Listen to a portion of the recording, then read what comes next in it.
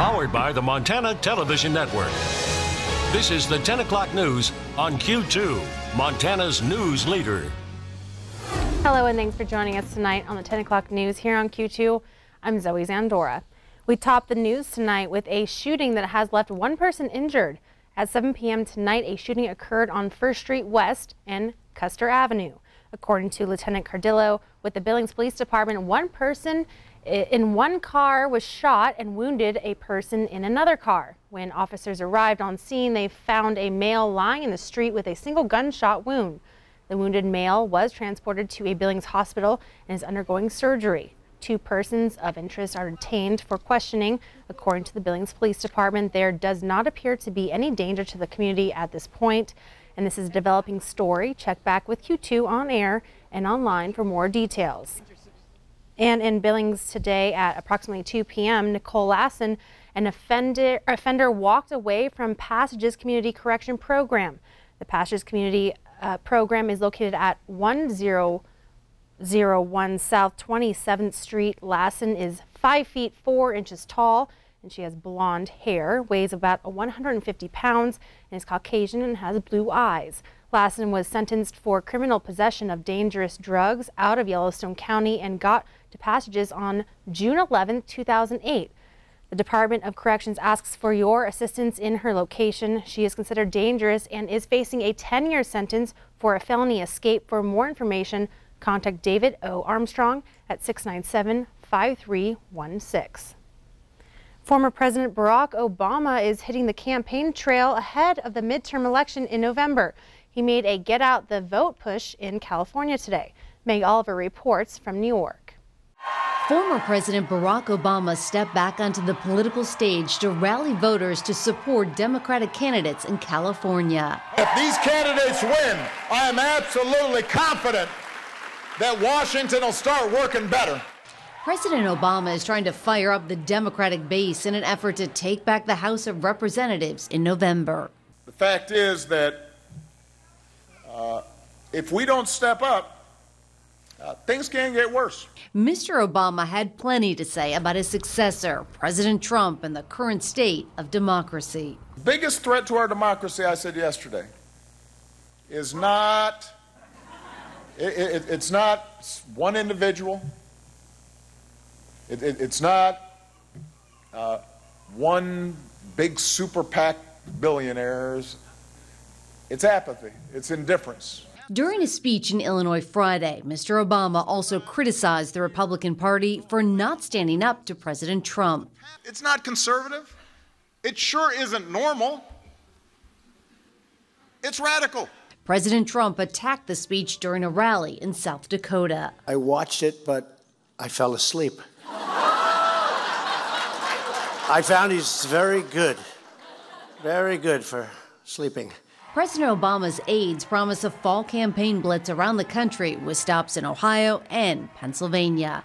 Meg Oliver, CBS News, New York. Thank you, Meg. In other national news, about a dozen large wildfires are burning tonight in California. The state's firefighting agency, CAL FIRE, says it's running out of money in the middle of a busy fire season. Among the immediate challenges is a Delta fire in Northern California. Carter Evans has the latest. Drivers on I-5 in Northern California got a big scare this week as towering flames raged on both sides of the highway. It's hot. Whoa, feel the heat? The Delta fire has scorched nearly 58 square miles since it began near Lake Shasta on Wednesday. As the fire burned through dense forest, flames shot up to 300 feet into the air. Spreading so fast, some truckers were forced to abandon their rigs and flee on foot. Now, a 45-mile stretch of the interstate is closed in both directions, forcing drivers to take a 100-mile detour on winding mountain roads jammed with traffic. I've been delayed a day and a half already. It's a big problem for truckers transporting perishables like bananas. By the time I go, bananas will be too ripe and the company will be upset. So far, the state has been hit with almost 5,500 wildfires this year, burning more than 1.25 million acres. The state's fire agency says it's almost out of money, spending $432 million to fight fires through August, and the official fire season has only just begun. CAL FIRE says it has just $11 million left in its annual budget, but the agency will likely need an additional $234 million to fight fires through the end of the year. Carter Evans, CBS News, Los Angeles. And now join here with meteorologist Connor Pregitzer. Some crazy weather happening from coast to coast. Yeah, I mean, our eyes have certainly been on California this year with all the wildfires. And if things play out as forecast, our eyes as a country will likely be on the East Coast in the coming days. What we're looking at right here is Tropical Storm Florence, which is forecast to strengthen into a Category 1 hurricane in just about a day or so and continue on to become a major hurricane over the course of the day on Monday. As the forecast track currently stands, we're going to run through the rest of the week here, and we see Hurricane Florence as a Category 4 hurricane, again 4 out of 5, impacting the North Carolina coast. This is something we're watching, and obviously at this point, as far away from the timeline as we are, these things are not set in stone, but this is just an early primer. This is certainly something you will be hearing a lot about in the coming days as Florence does strengthen to become a major hurricane. We'll talk a little bit more about our weather here at home coming up in just a little bit. All right, thanks, Connor. Firefighters and emergency responders risk their lives every day and put themselves in situations that can compromise their health. Today, citizens honored those who have lost their lives in their duties as firefighters.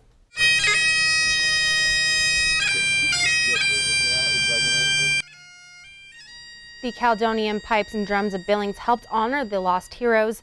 Firefighters, family, and friends unveiled the Montana State Firefighters Memorial in Laurel, remembering 74 firefighters who have lost their lives in the line of duty since 1895. The men who died, fathers, sons, brothers, husbands, and friends, left behind precious relationships and unfulfilled dreams. Their display of extraordinary valor will never be forgotten. And as a state, we will continue to honor and commemorate their great sacrifice and that of others who gave their lives fighting fires. The dedication ceremony also includes a celebration with a street dance and party in Laurel near the fire station. New ideas on how to keep children safe are always happening in the community, and today that's one of the benefits of the 12th annual Safe Kids Yellowstone County. Parents received help with how to properly install children's seats. The Safe Kids Coalition says it's up to us to keep children facing backwards at an older age than previously recommended. A distracted driving course also shows a difficulty in texting and driving at the same time. Injury is one of the leading causes of death for children under the age of 18. And so the whole purpose of our coalition is to try and reduce the number of death and injuries that are affecting the children in our community. The day was filled with safety tips and tricks inside the Rimrock Mall, including health screenings and instructions on CPR given by Safe Kids. 406 held their second annual Billings Pride 2018 parade today. The parade and day was being held at North Park. 406 Pride started the day with a parade and was ongoing into the evening. It was filled with festivities and food during the festival and wrapped up with a dance party tonight in downtown Billings at the Loft. 406 Pride works with diverse populations of Montana to build unity, acceptance, and fellowship, and to ensure that LGBTQ and people are embraced as full members of society at home, at work, and throughout our community. To be a part of something that's important to who I am is really it's really fun for me, and it's really expressive, and it's a reason to wear a lot of glitter, which I'm always up for. You see all the time places where people can't express themselves, and sometimes Montana can be that place, and it's nice that I can express myself and know that there's people around me, and a lot of them that are going to back me up and are going to support me in that, and it's really comforting. Once we started seeing the people walking towards us, they invited us in, which I think is a huge credit to the inclusiveness that they're trying to go for in an event like this, and the parade in and of itself being about a community, especially that of Billings, being smaller than that of places like San Francisco or Seattle. So I think it really highlighted the sense of community here. It's accepting for everybody. I think a lot of people think that it's just for people who identify with the community, and it's not. It's community for everybody. 406 Pride hosts monthly events, quarterly volunteer outings, and ongoing educational programs. And still to come here on 10 o'clock news on Q2, do you have enough time for a lunch break? Next, we'll find out the growing trend of skipping lunch in favor of more work. And later in sports, the Cats take on one of the best teams in the country. Could MSU hang with South Dakota State on the road? You're watching MTN News with Zoe Zandora, Storm Tracker weather with Connor Pregetzer, and sports with Casey Conlon. This is the 10 o'clock news on Q2, Montana's news leader.